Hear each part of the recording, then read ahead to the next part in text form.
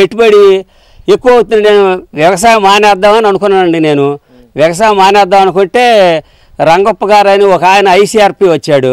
వచ్చి 22 రోజులు ఈ ఊళ్ళో తిరుగుతున్నాడు, కానీ మనకు తెలీదు. ఒకనాడు మేము ఫంక్షన్ భోజనానికి వెళ్తుంటే, ఏమండి ఏంది యాసకాలం మీరు ఎవరండి, ఏ ఊరంటే నాది అనంతపూర్ జిల్లా, నేను ప్రకృతి వ్యవసాయం చేపిస్తానికి వచ్చానండి అన్నారు. నా ఫోన్ నెంబర్ తీసుకుని, లేదన్నా నేను వ్యవసాయం మానేస్తున్నాను, నాకు దండకు వచ్చేస్తుంది, అప్పులు తెచ్చి ఆడబెట్టను, నేను వద్దని నేను మానేసేస్తే, లేదన్నా నీ ఫోన్ నెంబర్ ఇవన్నా నీకు నేను చేసి పెడతాను, ఆవు పేడ ఆమూతతో పండించుకోవచ్చు అని అన్నాడు. సరే లేదులన్నా ఇట్టా చెప్తారు, నేను రాను అంటే, కాదన్నా నువ్వు చేసి చూడు నీకు తెలిసిద్ది అన్నాడండి. అంటే నా ఫోన్ నెంబర్ తీసుకుని నేనేదో ఎక్కడికి వెళ్ళొస్తే నా ఇంటికి 1 గంటకి మెట్ట మధ్యాహ్నం ఇప్పుడు 1 గంటకు వచ్చాడు. మే నెలలో 1 గంటకు వచ్చి, అన్న నువ్వు రావాలన్నా నువ్వు చేయాలన్నా అన్నాడు. 22 రోజులకి వచ్చాడు. నేను ఎవరు రావట్లేదు ముందుకి ఆయన అంటే, కాదన్నా నువ్వు రా అన్న అంటే 1 గంటకు వస్తే నేను నాడప్పలో మా ఊళ్ళో 25 నాడప్పలు కట్టించా. ఏది ఆకులు అవన్నీ వేసి సేలుకి బలానికి అవన్నీ నేను నాడప్పలో వేసి కట్టించి, నన్ను చూసి మా ఊరు మొత్తం కట్టారు. కట్టి అది పోసి ఎరువు తయారైద్దండి. ఆ ఎరువు తయారైతే బలం చేనికి అది పోసి అది తయారు చేశా. ఇది రామకప్ప గారు వల్లే నేను ఈ స్థితిలోకి వచ్చి దీంట్లో దిగాను. నా పని బాగుంది. అరటి తోట ఈ 3 సంవత్సరాలుగా ఇది 3వ కాపు అండి. 3వ కాపు అయితే నాకు మొదట నాకు 53 సెంట్లు 470 మొక్క పడింది. 470 మొక్కలు పెడితే 70 మొక్కలు పోయినా గాలికి ఏం వరగలేదు, పడలేదు. పోగా నాకు 400 మొక్క గట్టిగా దిగింది.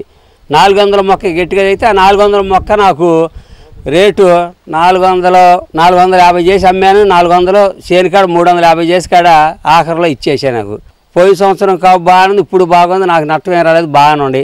గాలి కాడ పడలేదు నా తోట. జూన్లో వేసానండి పసుపు తోట. నేను ఇది జూన్లో వేసి దీనికి నేను ప్రకృతి వ్యవసాయంలోనే ఇదే చేస్తున్నా. గంజాయి అమృతం చల్లి దుక్కి మీద ఆశాదం చేశాను. దుక్కిలో ఫస్ట్లో చేసి తర్వాత గంజాయి అమృతం చల్లి నేను ఈ విధానం వేసి మన గంజాయి అమృతం మళ్ళీ 2వ కిత వేసానండి.